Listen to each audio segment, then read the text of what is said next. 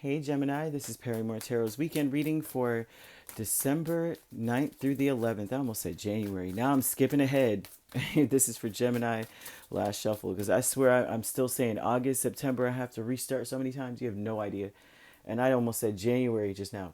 So now I'm skipping ahead. I'm not living in the past. We have Sacred Temple. We have Great Gratitude. Um, ooh, I think you're grateful for all that you've learned on your path because you're right where you need to be. And if you're not there, that's what they're telling you. You need to be grateful for all the things you've been through because you are right where you're supposed to be. I mean, right where you're supposed to be. And this looks like you have had to do a lot on your own. You may have worked your butt off. You may be burnt out. Um, and it's hard to be grateful for that. You're like, I don't know why, but I'm where I'm supposed. I know I'm where I'm supposed to be, but or if not, you're thinking about that. Like, be grateful for the mystery in life, right? Be grateful for the hands behind the curtain that you couldn't see that got you where you are, because you were killing it, right? But we all need a little extra push, and they are not playing about this overwork. Now there is a call to you. They're telling you that had you not been placed under so much pressure, you would not be the masterpiece that you are. They're talking about a masterpiece, about all the choices you made. And although some of the choices you may look and say, I made things harder than it needed to be. And who can't say that in their life, right? I think all of us have had some sort of instance in life where we're like, dude, I did make it a little harder than I should have. But they're saying that that was all par for the course. It was meant to be the way that it was. The great gratitude is that imperceptibly things just changed drastically. Like it may have gone from overwork to being a more decisive thing. Like sometimes when this comes up, this means that maybe other burdens have been placed on our back, right? Like you come in and you make a choice, you go in this direction, and it's like then all of a sudden they're like, oh, you wanted to help, we'll take this and take that and take that. And what movie is this that bring you don't tell mom the babysitter's dead? And remember when Sue Ell went to work at that advertising agency for well, it was, I guess, a fashion agency. I can't remember what it was called, but she asked, oh, she didn't know how to do certain work, and that woman that had the cold, it was like all of a sudden she was like, take that and take, it was like so much extra work. It was so much. Although the woman said she enjoyed it, Sue didn't. She made a choice, didn't expect to have so much work on her desk. And so I'm just saying that's something here. And they're like, you may have had to do a lot of it by yourself. You may not have had the help that she had in the movie, but I bring that up because that's the image they showed me of the shoulder pads and a bunch of books on the table. And I was like, hey, okay, that means something. However, they're telling you that all of that burden, quote unquote, brought you to mastery. So you may be someone who is like an expert in your craft now, or an expert in a certain field or a certain area of life. Like even decluttering. I mean, you could be a master of thousands of things, right? Millions. There's so many, as many people as there are on the planet are that's how many masteries a person can come up with. Probably even more so than that, right? Because we all have something inside that must be mastered or taught or learned or something. But this shows that the balance came out of nowhere. Maybe you felt burdened, and then all of a sudden you caught the swing, you got the runner's high, and you're taking off. You have victim mentality, Queen of Wands, High Priestess. You may feel that at times, following your intuition, you had to do a lot by yourself. And if you're victimized by being a Queen of Wands and High Priestess, that means that it's almost like, why do I have to be the gifted one?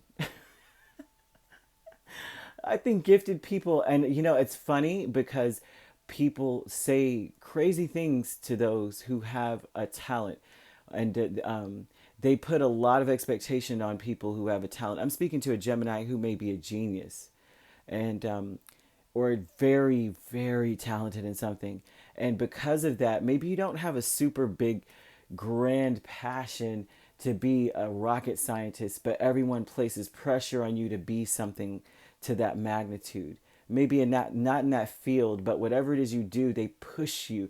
Like, say, decluttering. All of a sudden, they're like, you could be an interior decorator for the stars. And you're just like, I don't want to fix anyone else's house.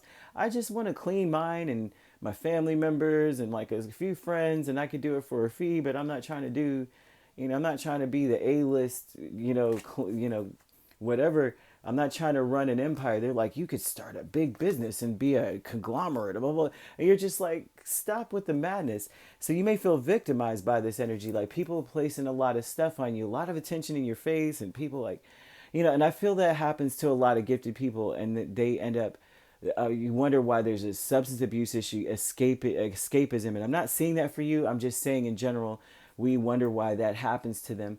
A lot of these people on the street, that's why I tell you, sometimes I meet alcoholics who have, and I mean this with no disrespect, but I meet alcoholics who are better people than the ones I met in church. And I mean, these people did everything right. I don't drink, I don't smoke, I've never had premarital, da da da, and you're just like, you're just a very nasty person inside. But however, this is what I'm seeing, and I apologize for I digress a lot, but they show me a lot of things, and then I have to say it. If I don't, then later on I'm kicking myself, like I should have said that. And I almost want to put it in the comments, and I don't. Courage, right? The Sun and Two of Cups. I'm seeing someone who has to have the courage to actually follow their dreams anyway, to make a solid emotional, like an emotionally happy choice. The only choice for you is the one that brings you emotional satisfaction, where you feel like you are in a perfect alignment with your truest happiness and your truest purpose.